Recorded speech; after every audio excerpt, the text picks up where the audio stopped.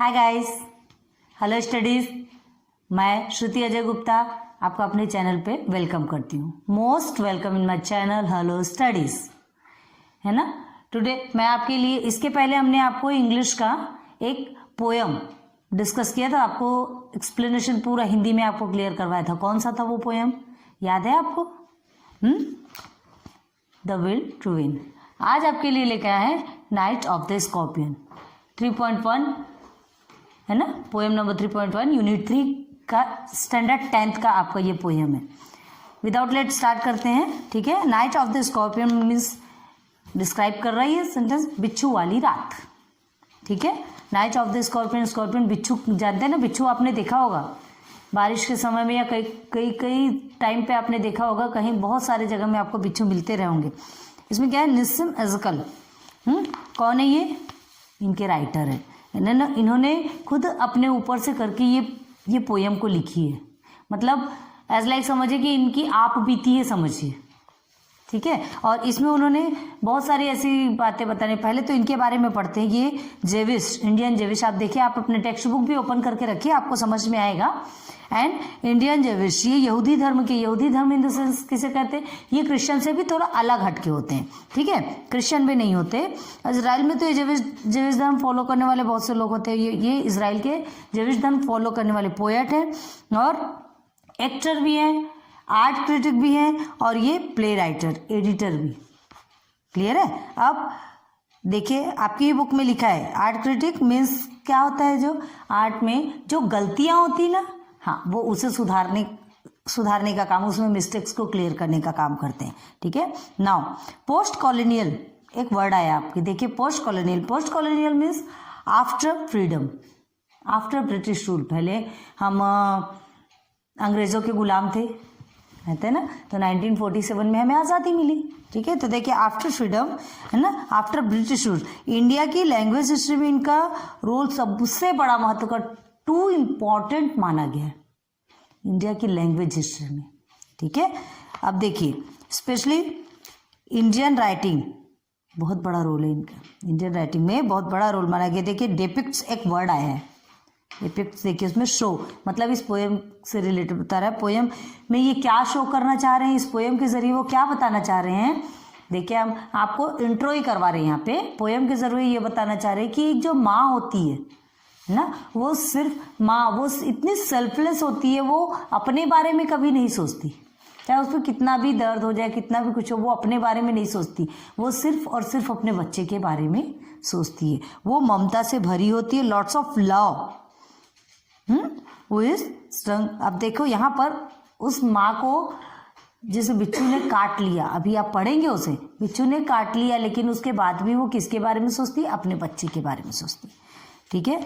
माँ कभी स्वार्थी नहीं होती, सेल्फलेस नहीं होती, है ना। जिसको बिच्छू ने डस लिया, बिच्छू आप जानते होंगे, है ना, इतना सब कुछ होने के बाद भी वो क्या करती है, अपने बच्चे के लिए ही प्रार्थना करती, प्रे करती गॉड से।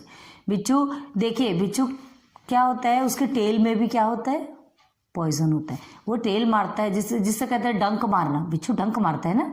तो बिच्छू के जो टेल अगर किसी पे मार दिया तो उसका पॉइजन भी उसकी बॉडी में चढ़ जाता है ना।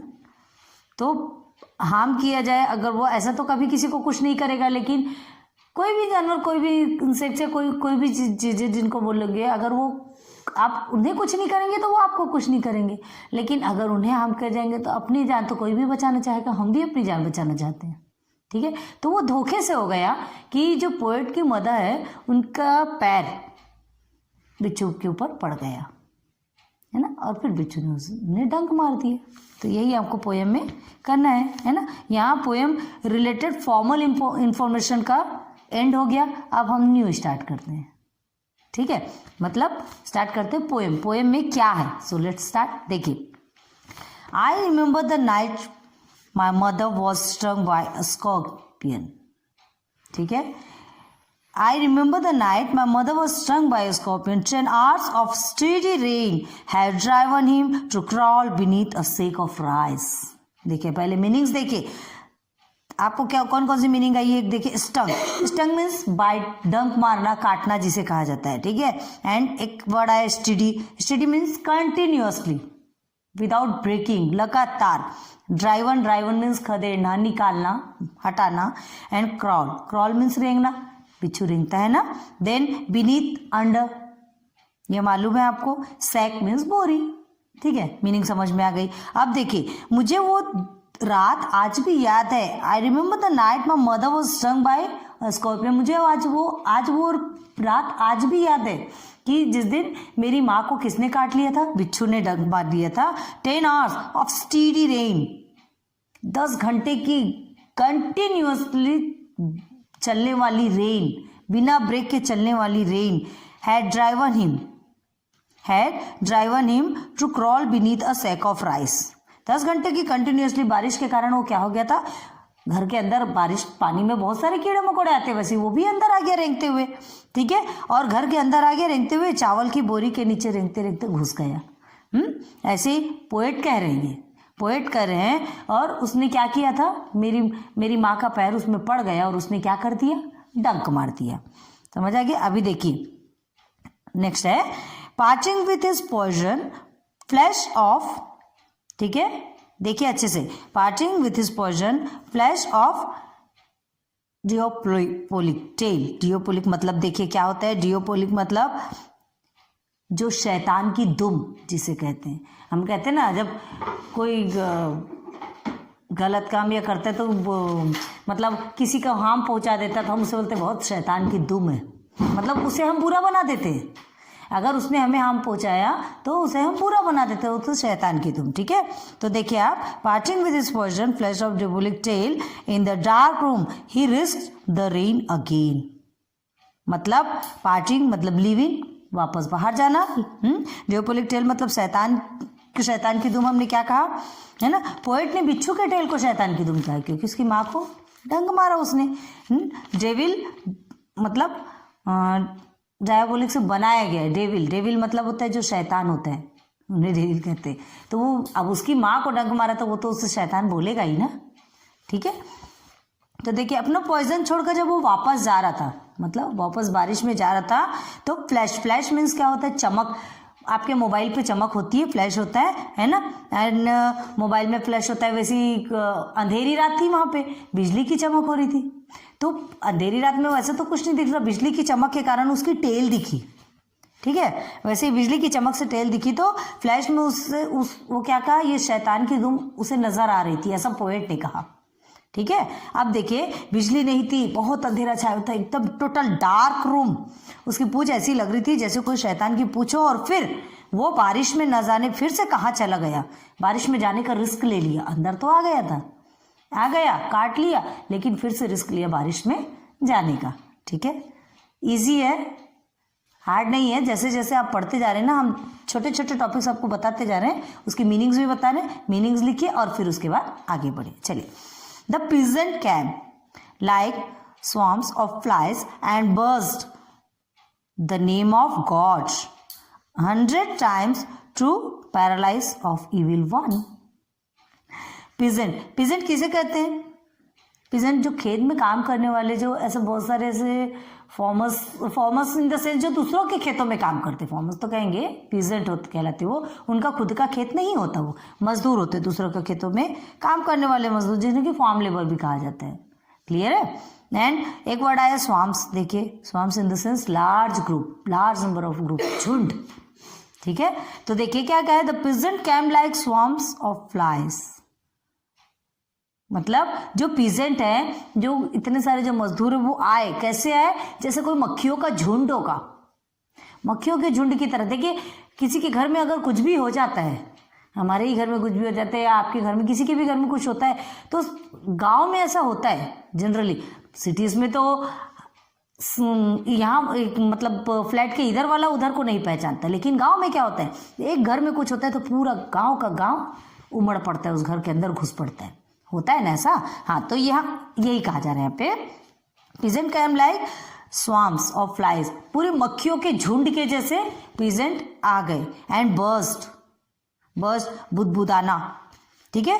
बुदबुदाना इन द सेंस बोलना, कुछ भी मतलब ऐसा बोलना बताना। द नेम ऑफ गॉड, भगवान से ऐसे बुदबुदा रहे, भगवान के नाम लेकर के।